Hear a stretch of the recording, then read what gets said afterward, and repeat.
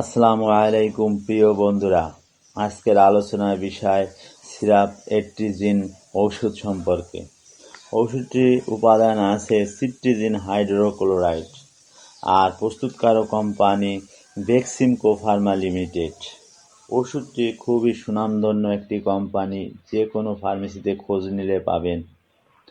ওষুধটি মূলত ঠান্ডা, চুলকানি ও অ্যালার্জির বিরুদ্ধে কাজ করে।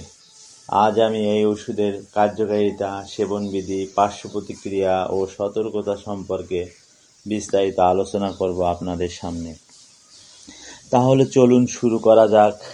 কার্যকারিতা: সিজনাল অ্যালার্জি রাইনাইটিস অর্থাৎ অ্যালার্জি, হাঁচি, নাক দিয়ে পানি পড়া, নাক ও চোখে চুলকানি, চোখের পানি আসা ও চোখ লাল হয়ে যাওয়া উপশমে কার্যকর।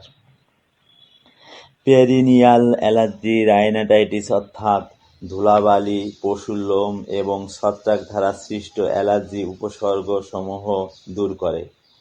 উপসর্গের মধ্যে রয়েছে হাঁচি, নাক দিয়ে পানি পড়া, নাকে ও চোখে চুলকানি ও চোখ থেকে পানি পড়া, ক্রনিক ইডিওপ্যাথিক অ্যার্টিকারিয়া।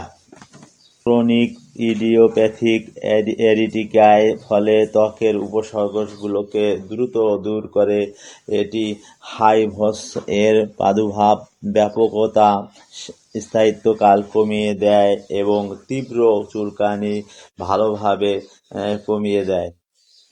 এটি অ্যালার্জেন এর ফলে সৃষ্ট মাকে দূর করে। এক কথায় যদি বলি, ঠান্ডা, সর্দি, চুলকানি, অ্যালার্জি, একজিমার খুবই কার্যকর একটি ওষুধ। প্রিয় বন্ধুরা, ভিডিও সম্পূর্ণ দেখুন।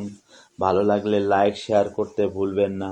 ওষুধ সম্পর্কে নতুন নতুন ভিডিও পেতে সাবস্ক্রাইব করে পাশে থাকুন।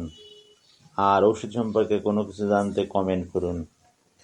এবার জানবো সেবনবিধি সম্পর্কে, অর্থাৎ খাওয়ার নিয়ম। 6 মাস থেকে 2 বছরের শিশু হাফ চামচ করে দিনে 2 বার সেবন করতে হবে।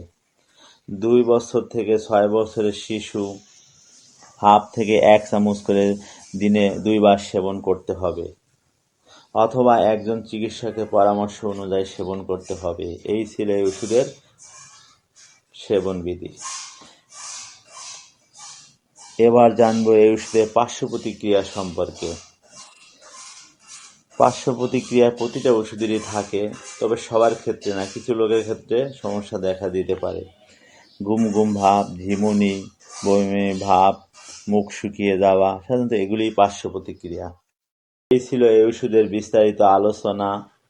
তো এই ওষুধটি ক্রয় করার পূর্বে অবশ্যই ডেট দেখে ক্রয় করবেন। শিশুদের নাগালের বাইরে রাখুন। সুস্থ থাকুন আর সুস্থতা কামনা করি। আর যারা কুফরি করবে ও আমার নির্দেশগুলোকে অস্বীকার করবে, তারাই জাহান্নামী, সেখানে তারা চিরকাল থাকবে। সূরা আল বাকারা আয়াত 39।